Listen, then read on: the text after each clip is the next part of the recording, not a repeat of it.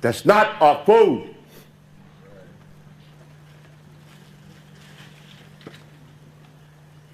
It's clear, isn't it?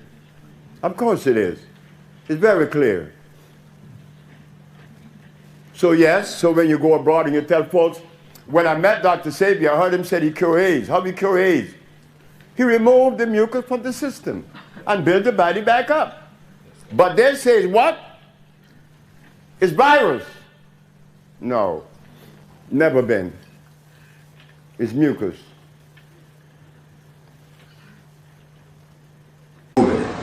One of the things that we found in the treatment of AIDS is this.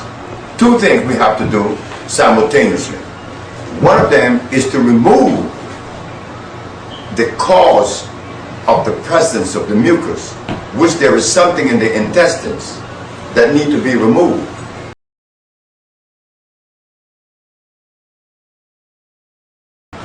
Simultaneously,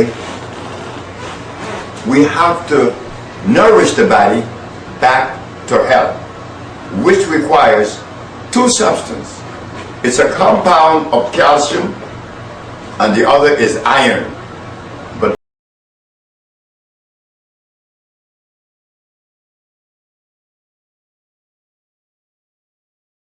when we talk about iron, we have to be very careful. Why? Because there are two forms of iron. One that is ferrosulfate. That iron would cause you to bind and prevent you from using the toilet.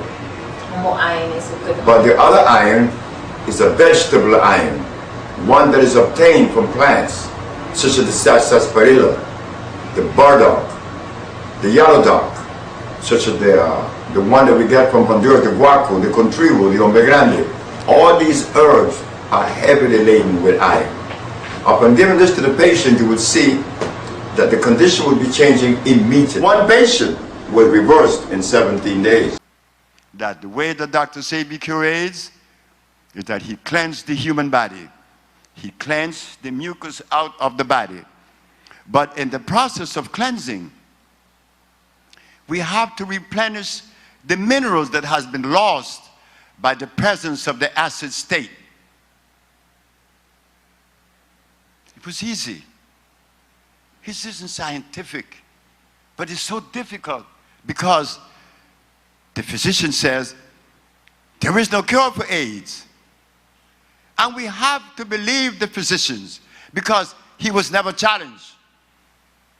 His position was never challenged, and I didn't know that I would be the one because I should be the least of the candidates because I'm the one that didn't go to school. But I had God on my side. Dr. Victor Herbert, who is defending the state of New York, jumped up and said,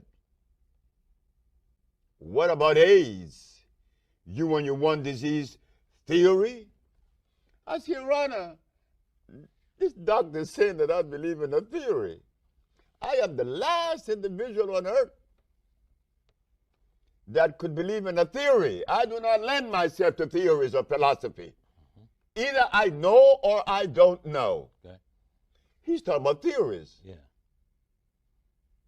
You talking about the real deal. I'm talking about reality, not theories, not philosophy. So please share with this. So she said, and what about AIDS? Yeah. So, well, he asked about what about AIDS? He want to know where the mucus. I said, Your Honor, have you been to an AIDS ward? She said, yes. I said, what is it that the AIDS spits up every 5 minutes? She said, mucus. Where is the mucus? It's in the skin, it's in the blood, and the lymphatic system that makes up the immunological system. That is where you find the mucus, Mr. Victor Herbert. Scourge that, has just run rampant, through the world. AIDS. Can you walk us through as much as you can a step-by-step process where you have a patient that has AIDS and you do XYZ or ABC and then the patient no longer has AIDS. Can you walk us through that? Of course. When the first patient was a brother in Boston named Michael White, and a sister, she's from D.C. Her name is, oh boy, I forgot her name right now. Okay. But she told me, she said, Dr. Sebi, my brother-in-law brother has AIDS in Boston. So what do you do? I said, well, I'm going to send him the compound. The compound that I made were made to cleanse the cells. They come in the category of phosphates, carbonates, iodides, and bromides. Now we are entering the science of biochemistry. These are food and vitalizers.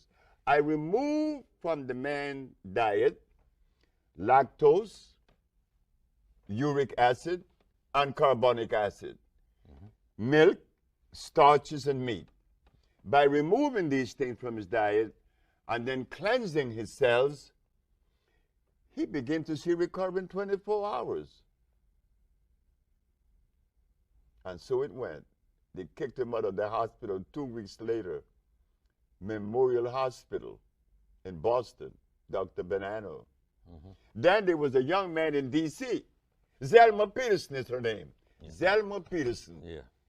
She was the one that introduced me to my second AIDS patient, and from then it was all the way alive. Okay. Well, let me ask you this question. When someone comes to the Usha Herbal Research Institute and they've been diagnosed by their doctors having the AIDS virus in their body, are your dietary recommendations and herbs that you prescribe for them, are they any different from what you would subscribe for someone who has a different disease, like sickle cell anemia? Is there any difference? There is no difference. There's absolutely no difference. And this was shown to me in St. Croix, where the Usha Research Institute opened its doors for the first time under the name of the Fig Tree at 429 King Street in Frederickstad, St. Croix. Three people came to see me. One had diabetes and blind and delirium tremens, which was Miss Margaret Allen. And then we had another gentleman by the name of Flores Archias with gout. And then we had another lady with arthritis, Miss Sylvester. And they noticed that they had the same compounds in front of them. Flores Archias said to me, I think you're making an obvious mistake. I said, why?